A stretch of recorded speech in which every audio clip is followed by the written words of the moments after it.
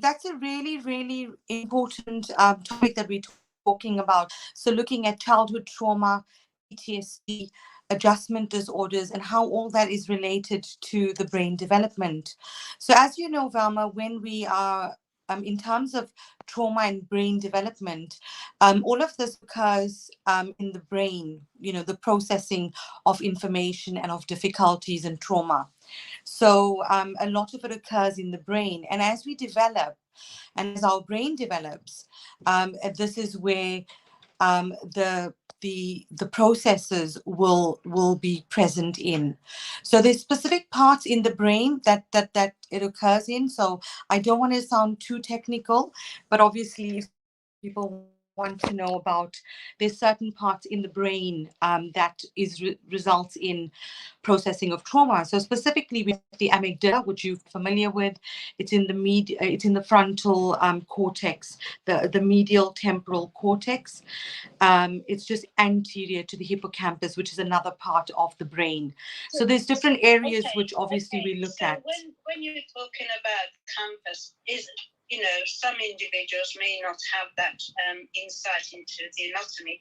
Is it near the temple? Is it at the back of the head? Is it in the front or in the middle of the head? Where is it? It's basically in the middle of the head. So I've actually got a picture of it. I'm live on Facebook and Twitter and on YouTube. So I'm actually showing a picture of where the amygdala is. So it's actually in the middle of the brain, if you can see that, if anyone's watching. So that's where the amygdala is. So it's in the medial part of the temporal cortex, the temporal lobe. So the temporal lobe is right in the middle. It's on the side of the brain, but where the amygdala is right in the middle of the brain. So if you had to imagine the brain, Velma, it's basically, if you cut the brain in half, it's right in the middle. Yes. Yeah. Yes. Do you have an idea now? Yeah. Yeah. Yeah. Yes. Yeah. So what's the function of that particular organ? Yes. So the amygdala is really, really important. As I said, it's actually results in processing information and fearful and threatening stimuli. So when people are exposed to a frightening event or trauma or some life experience, for example, if someone's involved in a road traffic accident, involved in wars or serious threat of harm to themselves, like an assault, or abuse, sexual abuse or physical abuse.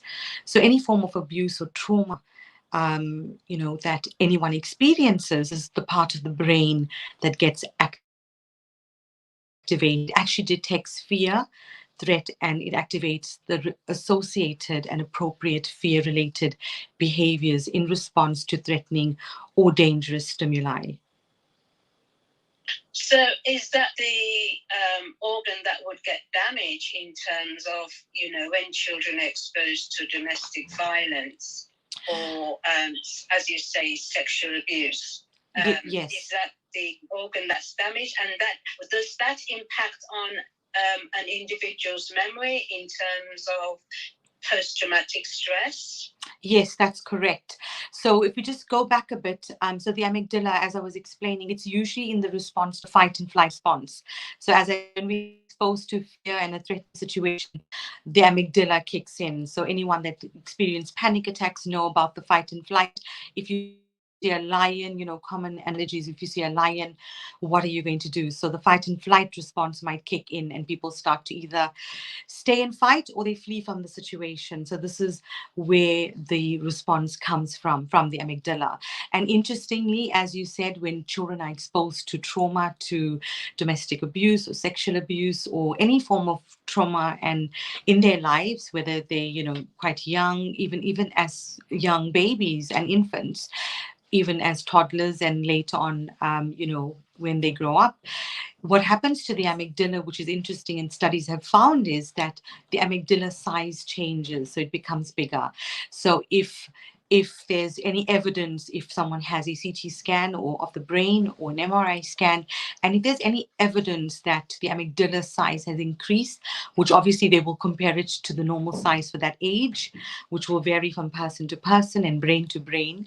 So studies have actually shown that because of that response, because of that fear response being activated and affected because of trauma, which occurs in PTSD, which we'll explain.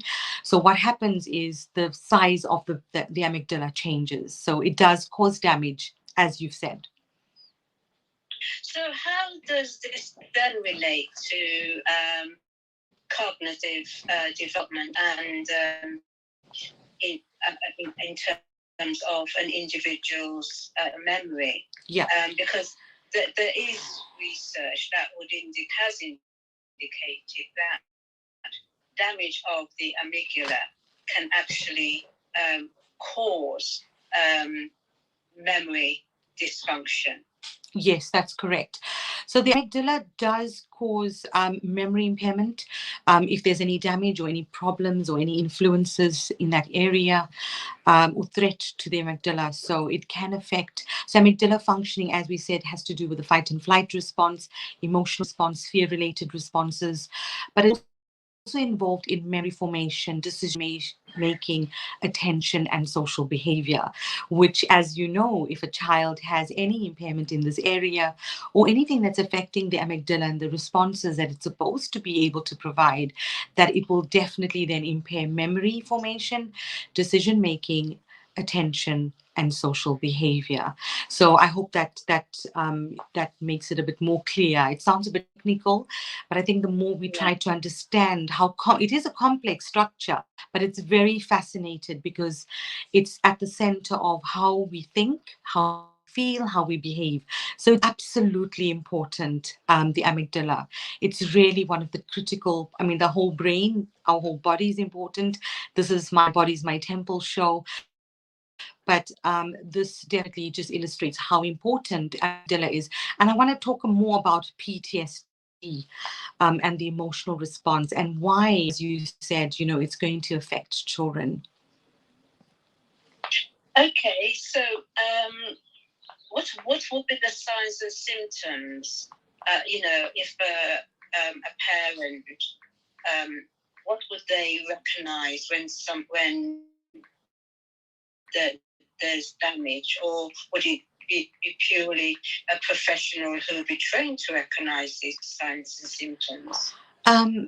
So in terms of trauma, yes. So what happens is with trauma, as I said, even infants, babies, if they undergo any trauma, if they expose this a threatening situation, whether it's just sounds and noises or things they've heard in the environment or physically they've been affected.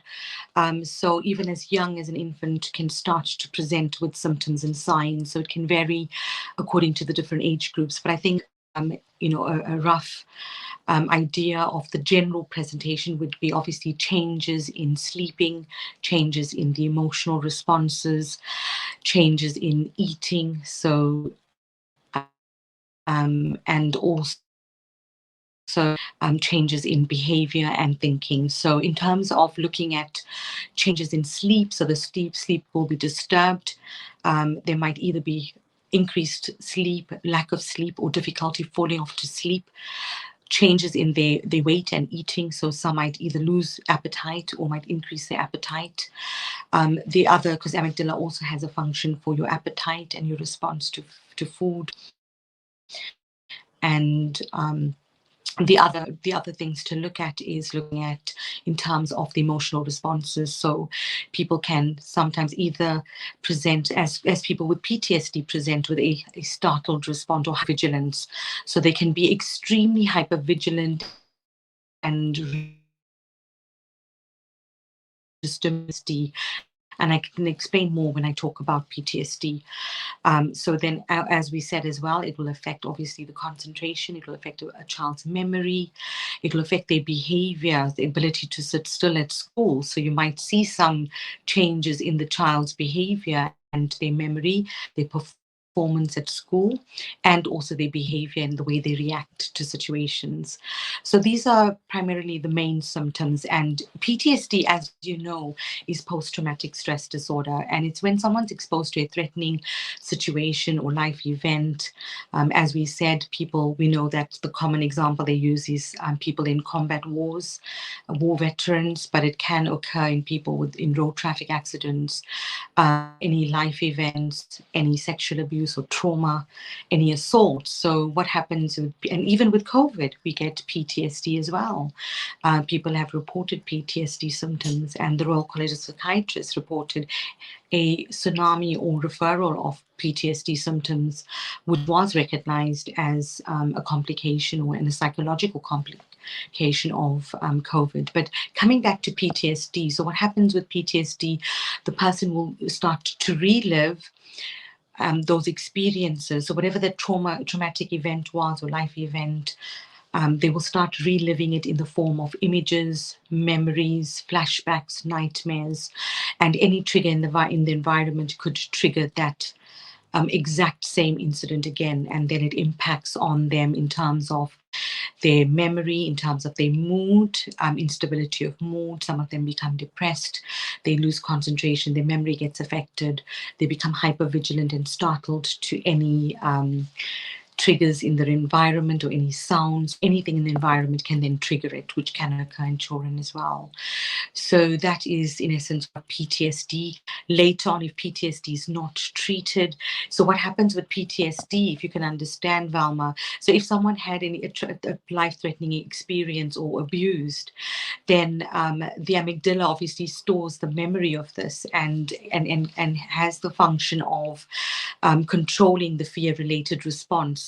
So what happens with a person with PTSD and why EMDR works, so eye movement desensitization therapy is why that works, is because what happens with the trauma is the amygdala keeps on firing. So it keeps on reacting as if that situation is happening again. And that is why PTSD, people with PTSD will experience the symptoms. So it's basically that the firing response to the processes and the neurons and the neural pathway in the brain continues to fire as if that incident is happening all the time. So the person feels like they're actually going through it all the time. So that makes sense. Valma. Yeah.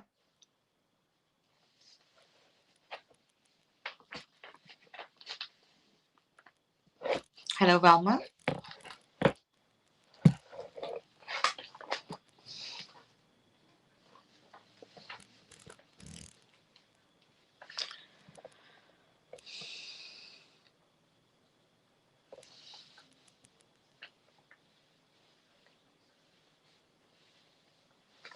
So I think we're having some technical issues and Valma's just gone off. So we'll just wait for her.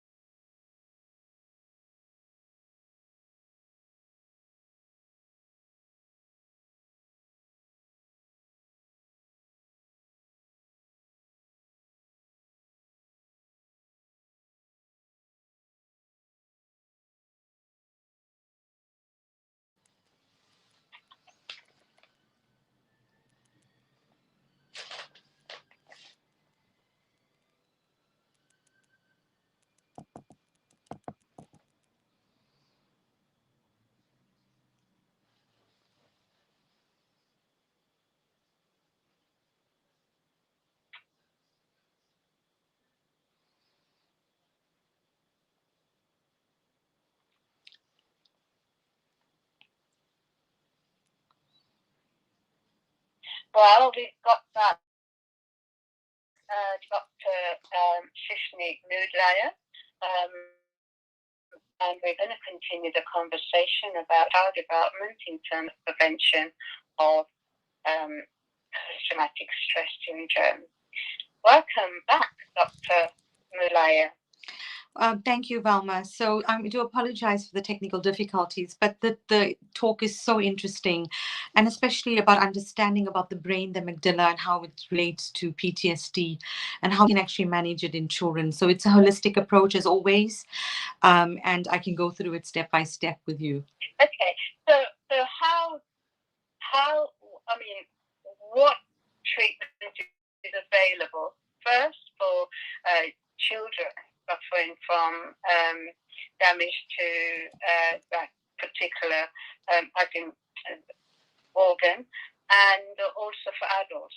Is it the same or is it different? Yes, so the treatment approach is similar. So it's a holistic approach. So looking at medication, psychological and therapies, and also the social aspects of care, and any alternative suggested, proven, evidence-based treatments. So in terms of the difference in children, yes, difference, Velma, as you pointed out, with children, first and foremost, the approach would be psychological treatments.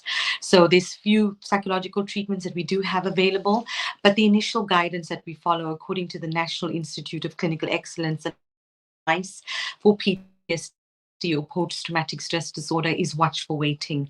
So we usually monitor symptoms of the GP or the psychiatrist or the community mental health team. If you do get a referral and you get to see a healthcare professional that's trained in this, we would usually advise watchful waiting. So just monitoring of symptoms, just to see whether they're going to improve or whether they are going to worsen. And so to see. Okay, so where does CAM come in? You know, in terms of a lot of children refer to CAMs. So how do they work with children who are going through mental health? Yes. So they will suggest, so CAMS, as I was talking about, community mental health team. So we have the different age groups of teams. So the adult teams would be the general community health, mental health teams, or the crisis teams. And for CAMS is especially for children. So it's the child and adolescent psychiatric services. So any children under the age of 17 or 18, depending on the cutoff for each of the different sectors, a child will be seen by the CAMS department. And what happens is the team will support the child. So in the team, you'll have a range of professionals. And as I said, according to NICE guidance, they will initially do the watchful waiting up to 6 weeks. They will just watch and wait after a traumatic event, and when a person is possibly experiencing some symptoms, to see whether the PTSD symptoms will improve or will they worsen without treatment. And then they'll consider a range of therapies, holistic treatment, looking at medication, psychological, which will be the first and foremost, and then the social aspects of care. So in terms of psychological therapies, if you want me to explain a bit about that. Yeah, that'd be good. Yeah. So psychological therapies, as we've spoken a lot about CBT, which is a buzzword, the cognitive behavioral therapy, which looks at how our thinking, feeling, and our behaviors are all interrelated, and how by changing our thinking, we can actually then improve our behaviors and whatever psychological symptoms we're experiencing. So it's the same with CBT, but with the CBT for trauma, but it's looking at trauma-focused CBT.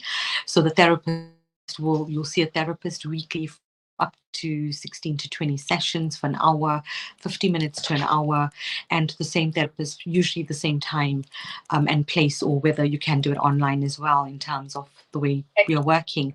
And so trauma-focused CBT is one of the forms of treatment that has proven success rate of helping people with PTSD symptoms. The other is the eye movement desensitization and reprocessing, which is the EMDR.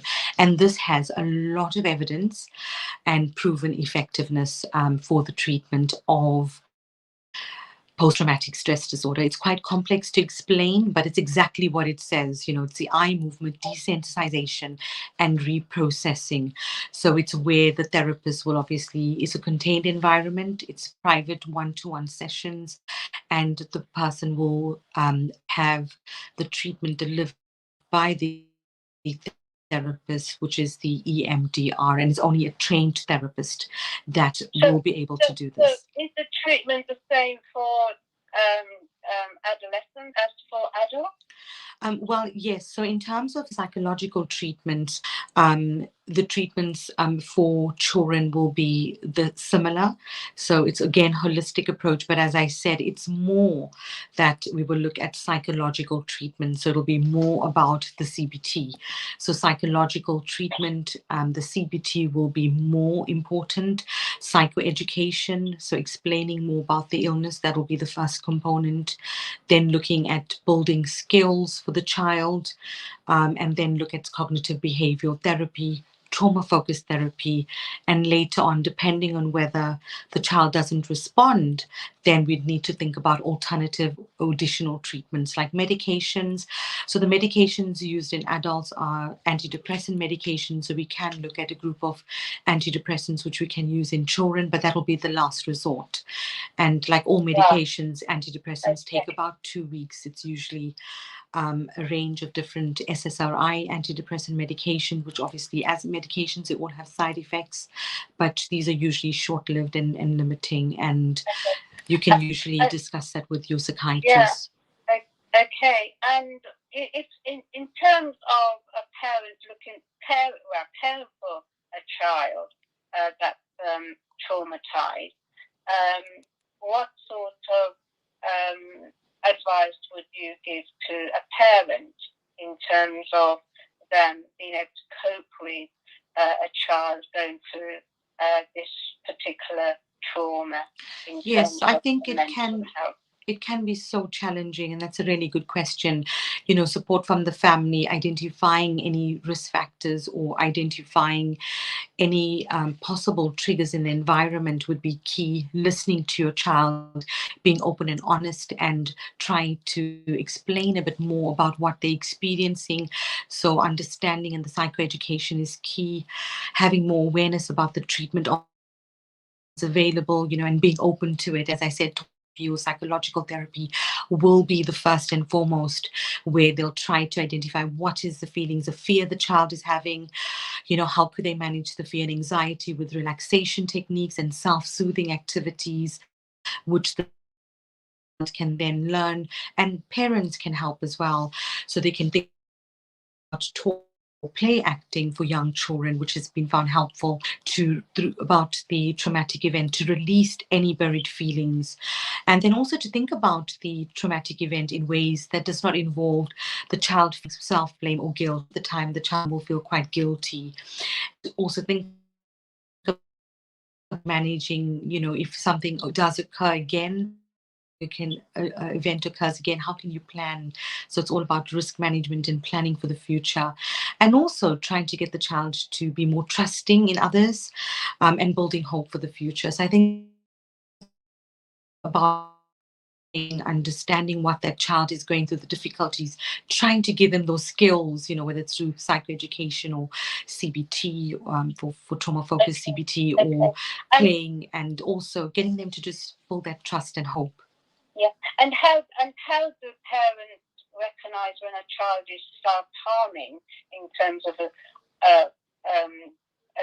dealing with the pain that they're going through?